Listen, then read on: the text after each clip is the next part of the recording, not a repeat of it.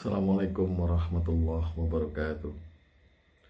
Alhamdulillah, alhamdulillahilladzi hadana li hadza wa ma kunna linahtadiya laula an hadanallah.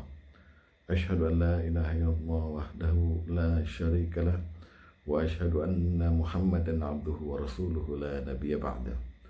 Allahumma shalli wa sallim wa barik ala Muhammad wa ala alihi wa sahbihi wa mawalah la haula wa la quwwata illa billah. Amma ba'du, faya ibadallah, usikum wa nafsi bittaqallah wa ta'atihi la'anakum turhamun. Ma'asyiral muslimin wa zumratal mu'minin rahimakumullah. Alhamdulillah hamdan katsiran thayyiban mubarakan fi. Kita bersyukur dan memuji Allah. Kita diberi kesempatan hadir di bulan Syawal setelah kita melaksanakan segala perintah, baik yang wajib maupun yang sunnah, yang kemarin kita laksanakan di bulan Ramadan.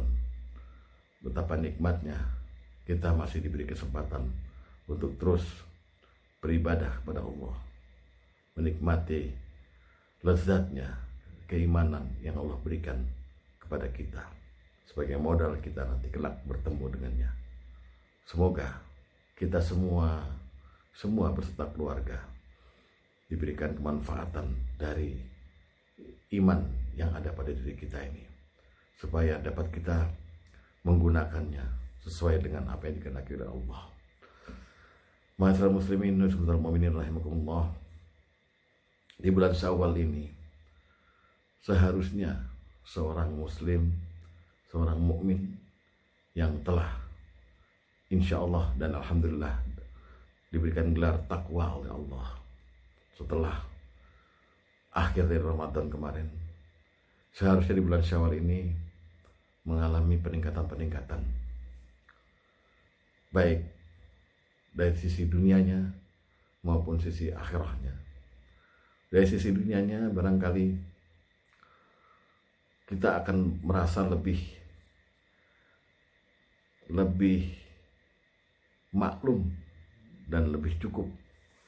Kita tidak akan pernah banyak mengeluh karena begitu banyaknya yang tidak bisa terhingga dan terhitung nikmat Allah yang telah kita rasakan, sehingga kita tidak ngoyo di dalam menjalani hidup ini di dunia. Dari sisi akhiratnya, iman kita bertambah dan kita kepingin selalu untuk dekat dengan Allah Subhanahu wa Ta'ala, yang dalam tanda kutip kita berkenalan dengannya pada saat 30 hari 30 malam di bulan Ramadan itu, sehingga kita terus ingin dekat dengan Sang Maha Pencipta yang telah memanjakan kita dengan banyak nikmatnya ini. Salah satu kesempatan yang Rasulullah berikan kepada kita di bulan Syawal ini adalah kalau kita masih merindukan suasana bulan Ramadan, ya sahurnya, ya qiyamul lailnya, ya puasanya, berbukanya, zikir-zikirnya, baca Qur'annya yang begitu menggebu dan semangat di bulan Ramadan, kita masih rindukan suasana itu. Maka di bulan Syawal ini masih kita diberi kesempatan, bahkan jika perlu kita tingkatkan lagi. Dalam sebuah hadis Rasulullah berkata, man shoma Ramadan wa atba'ahum sitta min Syawal kasyamid dahr. Barang siapa yang berpuasa bulan Ramadan, menyempurnakan puasanya selama sebulan penuh, wa atba'ahum, dan diikuti puasa itu dengan 6 hari di bulan Syawal, kasyamid dahr, maka sama nilainya dengan dia berpuasa setahun penuh.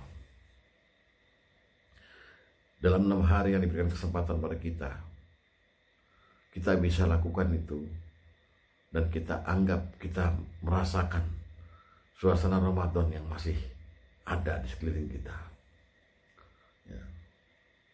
Nah, setelah selesai 6 hari itu, sebagai seorang mukmin, kita belum puas juga. Makanya kita biasanya banyak meningkatkan ibadah-ibadah kita, khususnya ibadah-ibadah sunnah kita.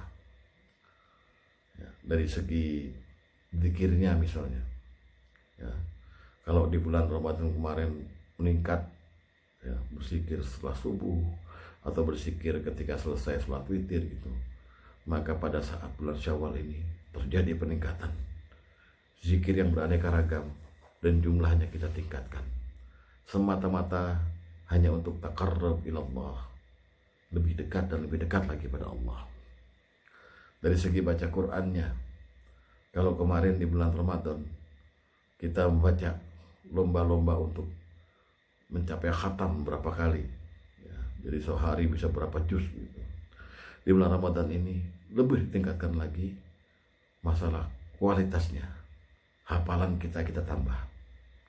Yang tadinya kita mungkin sudah hafal juz 30, coba sekarang kita hafalkan juz dari awal atau satu surat dari awal sampai akhir, ya, sebagai modal kita, ya, biasanya untuk berdakwah atau untuk menjadi seorang imam di salat berjamaah, memakai surat-surat yang cukup panjang, ya.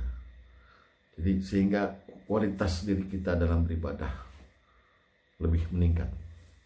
Dari segi sholat malamnya juga begitu, malah lebih awal di sepertiga malam pertama atau sepertiga malam kedua kita sudah bangun untuk melaksanakan sholat sebagaimana yang Rasulullah lakukan. Sholat malam itu dipergunakan dan dimanfaatkan beliau dalam rangka wahana bersyukur pada Allah Subhanahu wa Ta'ala. Kemudian dari segi hal-hal lain yang sunnah-sunnah banyak sekali, khususnya dari hal privasi kita juga di bulan Syawal ini, setelah direm selama 30 hari 30 malam, di lockdown lisan kita untuk menjadi orang yang baik, orang yang perkataannya benar dan jujur. Di bulan Syawal ini makin meningkat, kita makin banyak merasa harus mengerem segala ucapan kita, merasa harus berhati-hati dalam setiap tindakan kita, agar kita merasa selalu muraqabah, selalu diawasi setiap saat oleh Allah Subhanahu wa Ta'ala. Itulah hikmah Syawal. Tingkatkan, meningkatkan terus, tingkatkan terus.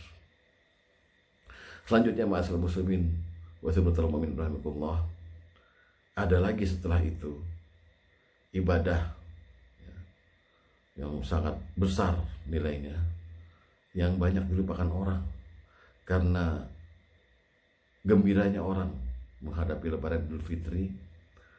Banyak yang lupa bahwa 2 bulan 10 hari kemudian setelah Idul Fitri ada satu Lebaran lagi, ada satu momen, ya, di mana Allah menyediakan, Allah memberikan kesempatan kepada muslimin muslimat, mukminin mukminat, semua golongan kaya, golongan miskin, golongan pria, golongan wanita, semua golongan, untuk hadir beribadah di bulan Dzulhijjah. Bagi mereka yang cukup hanya untuk hidup di tanah air, disarankan untuk menyembelih hewan kurban tanggal 10 Dzulhijjah. Sebelumnya diawali dengan tanggal 9 Dzulhijjah. Mereka yang tidak berangkat haji berpuasa Arafah. Betapa indahnya ibadah itu. Kemudian disusul tanggal 10 Dzulhijjahnya bagi mereka yang tidak melaksanakan haji, siap-siap untuk berkurban. Lalu bagi mereka yang mampu, berangkat ke tanah suci untuk menjalankan ibadah haji.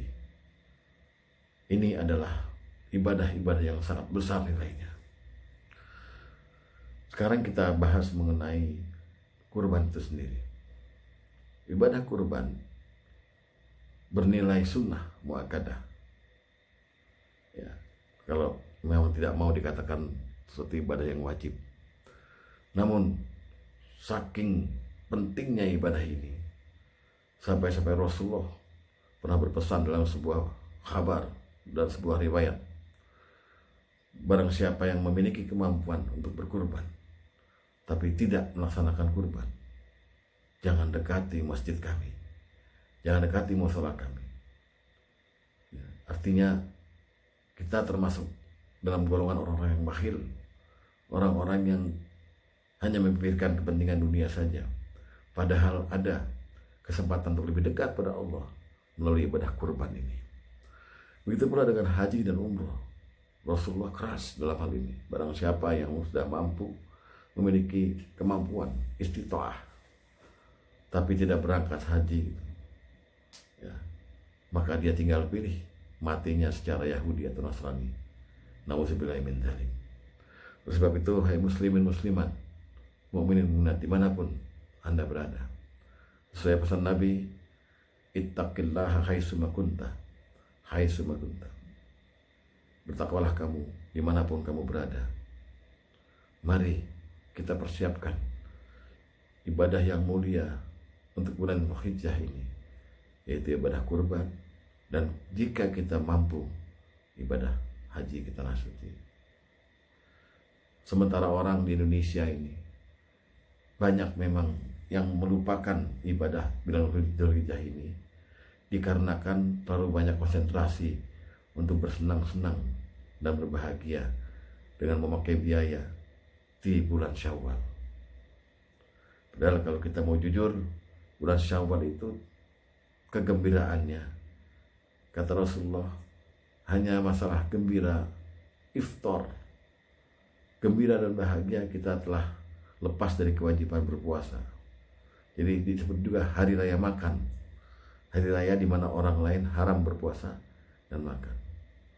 Tapi kenyataannya memang banyak sekali, ya, sebagian besar umat muslim yang mungkin belum memahami, menggunakan dan merayakan hari lebaran Idul Fitri ini dengan jor-joran, ya, dengan mohon maaf baju baru dan sebagainya, yang kesemuanya itu akhirnya habis terkonsumsi di bulan Syawal, sehingga habis pula persediaan untuk menjalankan ibadah kurban, membeli seekor kambing atau berkongsi